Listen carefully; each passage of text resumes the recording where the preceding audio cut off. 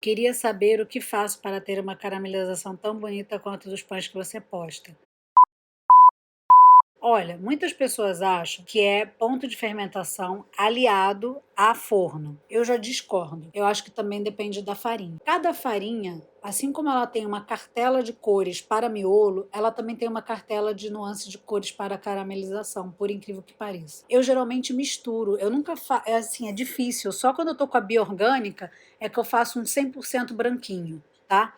E aí vocês vão ver que o pão 100% branquinho da bioorgânica, ele é diferente a cor do que os outros. Eu sempre coloco um pouco de integral, um pouco de espelta, um pouco de qualquer outra farinha que dê um. Eu gosto de um miolo um pouquinho menos branco, menos perolado, e eu também gosto da casca com mais caramelização. Então, eu acho que as farinhas diferentes, tipo integrais, elas ajudam. Nem você colocando, nem que seja um pouquinho, 10, 20, 15, 30%, muda a cor da casca. Então, para mim, isso ajuda, tá? Você colocar um pouco da farinha integral ajuda sim a ter mais caramelização. Para mim, ajuda. E quando você mistura marcas de farinhas diferentes, depois que você trabalha com essas farinhas isoladamente, sem misturar, você entende que algumas caramelizam mais do que outras, ou que algumas ficam numa cor mais bonita. Então, quando você mistura também marcas diferentes, você consegue agregar as cores. A alta temperatura somente, ela também não vai dar a caramelização se você não tiver açúcar residual. Então, cuidado também com o ponto de fermentação, porque se acabar todo o açúcar, não vai sobrar muito para caramelizar, dependendo da farinha que você está trabalhando, tá? Então, pães muito pálidos podem ser isso, falta de balanceamento enzimático, e aí no final falta açúcar. Eu acho que isso é particular de cada pessoa que faz e do cliente.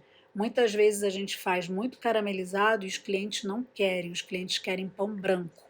E aí você tem que educar aos poucos que muito branco também não pode, que o pão tem que ter um processo de caramelização para ter os sabores todos revelados. Vai ter que ir fazendo aos poucos isso, né? Às vezes é bom você mandar um do jeito que o cliente quer e um pouco, um pedaço de um outro, um pouco mais caramelizado, ele mesmo vai sentindo que o sabor é melhor. Isso é uma boa forma de educar o seu cliente. Eu aprendi isso com um professor meu, tá? Que muitas vezes a gente manda e a gente deixa a pessoa provar para ela comparar. E não é queimado, né? Você vê que é caramelizado, que você vê uns pães aí na internet que estão carbonizados, né? Quando vai para a nuance do carvão, aí já não me agrada, porque você você come e você sente amargor. As pessoas têm que entender que caramelizado não é carbonizado e que isso é igual a alho. Quando a gente passa do ponto do dourado do alho, a gente sente aquele gosto de queimado. E esse gosto você não perde com nada. O mesmo acontece quando a gente está fazendo uma calda de pudim, que sem querer passa um pouquinho. Você queria deixar um pouquinho mais escura a calda, ela já puxa naquele gosto do queimado.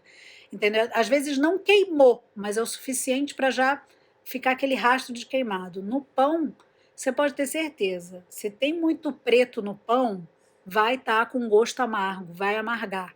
Amargou, queimou. Não, não tem essa de que caramelizou ao extremo, queimou.